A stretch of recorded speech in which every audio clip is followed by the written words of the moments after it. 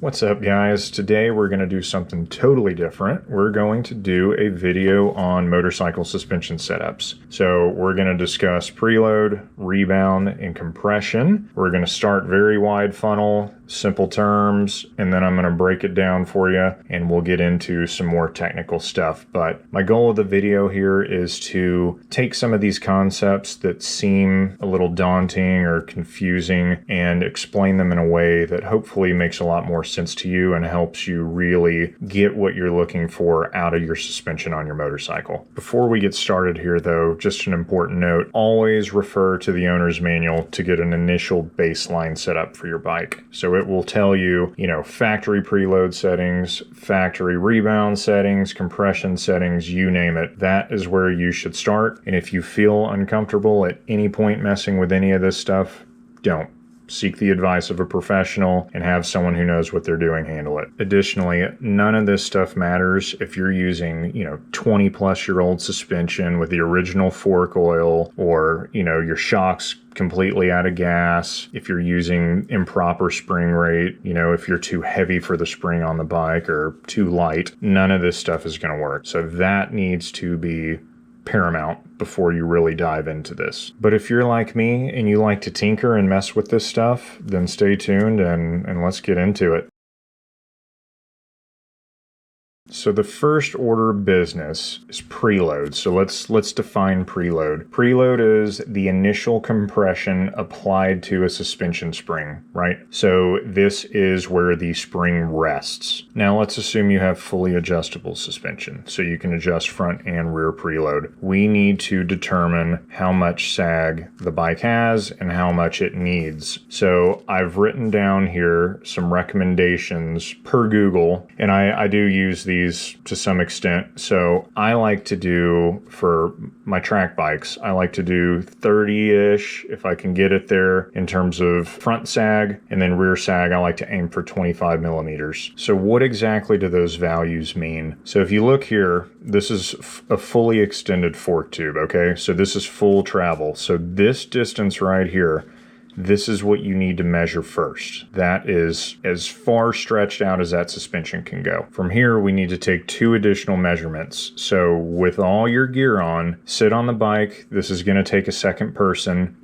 kind of rest up against something like a wall or something upright that keeps you vertical on the bike. And then you need to have somebody take 2 measurements. Measurement 1 is going to be this distance right here of the fork tube. So now that you're on the bike, you have collapsed this some, okay? So measurement 1 is going to be them gently pressing down on the front of the bike and letting it return to its resting height. Write that down.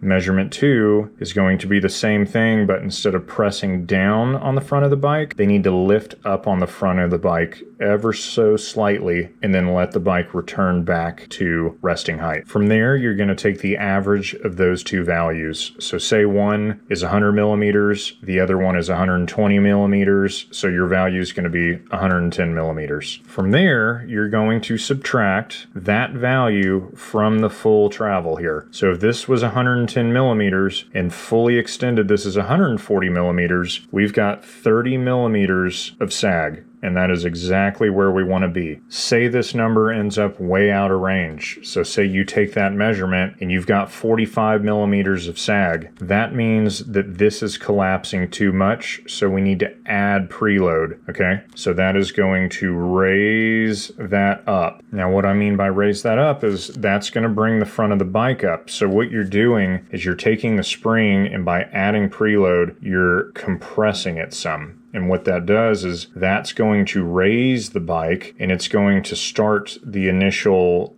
suspension essentially a little further along in the stroke. So when you sit down, you're not sinking so far down into the stroke. Now, the reason this is important is because you need to have enough down travel and up travel, and depending on whether you're riding street or track, those needs will change. On track, where the surface is a lot smoother than on the street, you can get away with running lower sag because you're using more of this area than you are that. Does that make sense? So you're doing a lot more downward travel, you're compressing the spring. You're not unloading the spring like you would as much on street rides. So you want to give yourself more spring to use going downward than down and up. Something very important to note too with all the suspension talk. The goal of all this is to keep the tire on the ground. That is, you have maximum traction when the tire's in contact with the ground. If it's not in contact, you do not have traction. So if you're running out of travel, whether that be going over a bump and the tire's coming off the ground, or you're compressing the suspension so much that you're bottoming out the forks, then you need to make adjustments. Now, if you find that you're out of spec and you end up going to one extreme or the other in adjusting your preload, so say you're sinking too far down, you've got 45 millimeters of sag here, and you end up cranking down the preload as much as you possibly can, and you can only get this to 38 millimeters, the spring's too light. You need a heavier spring. And the complete opposite applies, if you can't get up into this range. So like I said initially, it is very important that you have the right spring rate for your weight. So just to recap preload here, and sag specifically, think of this as where the bike will start in terms of suspension travel with you on it, and then also think of it as a way to adjust your ride height. So if you've got, say this is full length travel, right, all the way, that's the bottom of the movement, that's the top of the movement. If you're starting right here, that gives you more bias to be able to have downward travel, right, and then a little bit less in upward travel. So you're using this if you're, diving onto the brakes, you're hitting bumps, you're utilizing this if you're accelerating heavily and you're unloading the front of the bike, you're shifting the weight rearwards, or, you're going over bumps quickly and you're running out of suspension travel. So depending on your needs, whether you're on track or on street you may need to start a little further down in the movement here. You may want, a little bit more upward travel as opposed to your settings on the track. So that is preload in a nutshell. So our next topic, and arguably my favorite, is rebound. So let's define rebound. Rebound is the rate at which a shock absorber or spring returns to its original extended position after being compressed by a bumper impact. I like to think of rebound in terms of speed rather than increasing or decreasing. Think of it as slowing down or speeding up. And so rebound is the speed at which, after being compressed, this returns to rest. So how quickly you're controlling this returning. Now, what you have to watch out for with rebound is too much or too little are both bad things. And the ideal traction zone is in the middle there, leaning more towards quicker rebound than slower, but there is a fine line there which we're going to get into here in a second. So how I like to set rebound is to either have a friend or get a little wheel chock or something that you can wheel the bike into and keep it upright. But what you're going to do is press down on either the front or the rear of the bike and then release quickly. So compress and then let go and watch and see what the suspension does. So if you see that the suspension slowly returns back to rest, you've got a lot of rebound dampening going on. It's very slow, right? If you see that you press and release and it instantly shoots back up, and then you see it oscillate, and kind of go from big waves to small waves down like that, then it's too fast. You don't have enough rebound dampening. So what you're looking for is for it to shoot back up, but not to oscillate. And depending on whether you're setting the front or the rear, it's going to be very preferential. So I like to think of the ideal front rebound as maybe like a half second return speed from all the way compressed back to here. Because think of it in this situation. Say you're hard on the brakes going into a corner, right? And as you're trail braking and you're coming off the brake and going onto the throttle, when you finally stop braking and you unload the front there, do you want it to instantly bounce up and spring into position? Or if it's too slow, it's not going to return to rest like it should at a proper speed. So I think a smooth handoff there personally is about a half second of fully compressed to back up, or maybe even a full. Just eyeball it. And the idea here is to make it quick enough that it returns, doesn't oscillate, but it also doesn't return so quickly that it kind of upsets the bike, right? You do not want that mid-corner. It's all about being smooth. So, like I said, it is kind of a preference thing. That's what I like. Now, on the rear of the bike, especially, out on the street, I feel like you can feel this more. If it's too fast, you get kind of this like pogo stick feeling, right? And it almost feels like the bike is like punching you as you hit bumps. It's just springing back so quickly. That's not good. But what's also not good is if you've got a series of bumps, right? And you're riding across these bumps, if you have it set too slow, it'll get kind of packed down and then you end up running out of travel, right? So it makes it harsh. It's not getting the wheel down quick enough, because that's the goal. You want the wheel to track with these bumps, right? If it's too slow, it might be getting airborne. And, you might not be able to see this to the naked eye, but it might not be going down quick enough for maximum traction. So, like I said, I like to set it in a way that it returns in about a half second or so, just smooth and controlled. I like to think of Rebound as one of those things too that you can kind of set and forget. But, if you really want to optimize from track to track, maybe some tracks are bumpier than others, and vice versa. If that's the case, maybe you need to run this a little bit faster, just to make sure that you're keeping the tire on the ground. Whereas if you've got a very smooth surface, maybe you can get away with a little slower rebound and it feels a little more controlled. But like I said earlier, maximum traction. So say we've got two little lines here, right? This is the traction curve.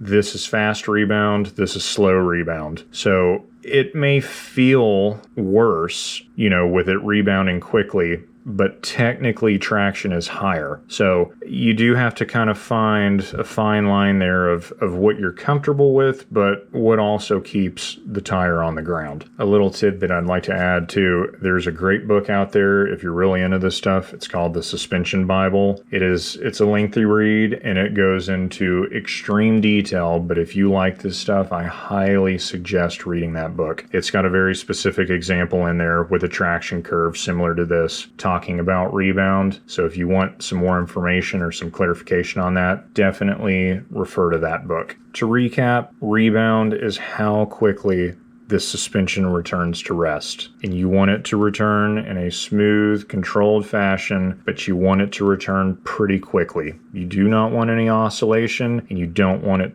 too slow.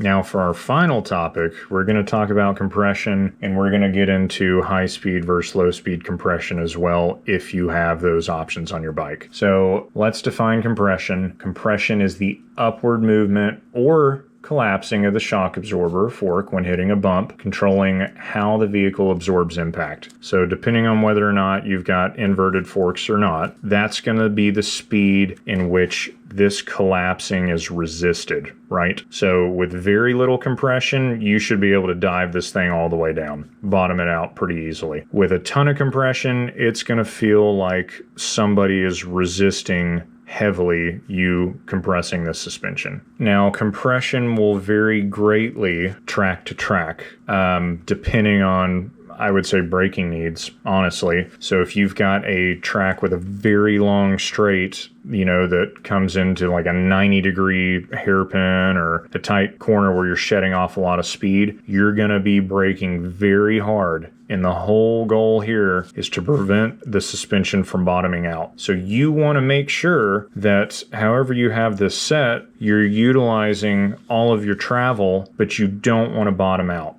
So too much compression is not a good thing, and too little of compression is not a good thing. If you've got too much compression, you're not utilizing all your suspension, And if you're not utilizing all the suspension, your traction is going to suffer, because I think a lot of what compression does is helps with weight transfer, right? So under heavy braking, you want a lot of the weight on the nose of the bike, right? You want that to be weighted for maximum traction. If it's too stiff, and this isn't collapsing at all, you're not getting that good transfer to where it really matters. And then on the flip side of that, on the rear of the bike, if your compression's too stiff, you're not getting enough weight transfer rearward to make sure that you're maximizing your traction. Now, too little compression is also a terrible thing. If you bottom out, if you run out of travel, you're in trouble, because now you're just at the mercy of no suspension.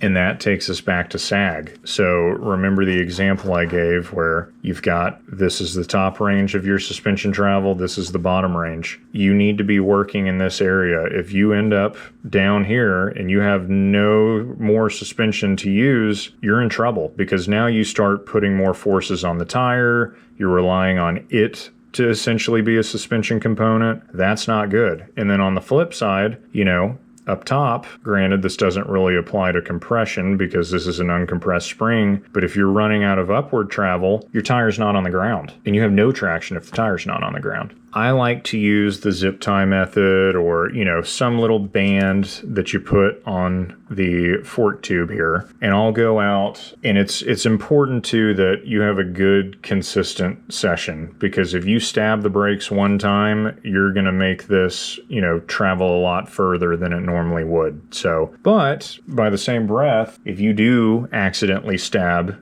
your brakes, you do want to make sure that you're not running out of travel here. So maybe not a bad idea. But yeah, that's how I like to set compression, is to put a zip tie on the fork tube, run a good session, and make sure that I'm leaving myself a little buffer, but that I am utilizing my suspension. So on the topic of high speed versus low speed compression, high speed compression that's like hitting a pothole, something that's very quick and instantaneous and rough. It's harsh. Whereas low speed compression is more like braking, accelerating, things that are slowly applying a force. So those do need to be set up accordingly for what's going on. If you find that the bike is squatting a ton under acceleration, maybe you need to add some more low speed compression. If you find that you're bottoming out a lot when you're hitting bumps or, a specific pothole or something like that, maybe you need to increase your high speed compression.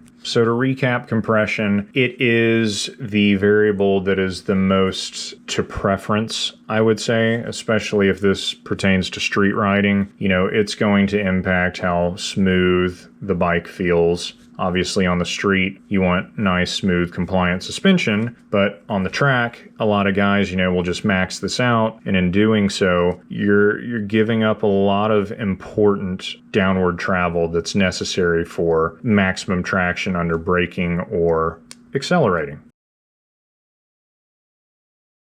And that brings us back to where we started. Those are all aspects in terms of which you can adjust with your suspension on your bike: preload, rebound, and compression. In terms of troubleshooting, if you've got like a wallowing sensation under acceleration, what I would suggest is to just hop online, look at the symptoms and possible solutions with this stuff to your problem. Always make small incremental changes, don't do anything drastic, and keep notes of all the changes you make. Hopefully this helped simplify what each one of these is for you and made it something that you're not afraid to approach. If you have any questions, feel free to drop a comment below. If anything I said here you think is incorrect, please let me know. And as always, if you enjoyed the video, like and subscribe. Thanks for watching, and we'll see you next time.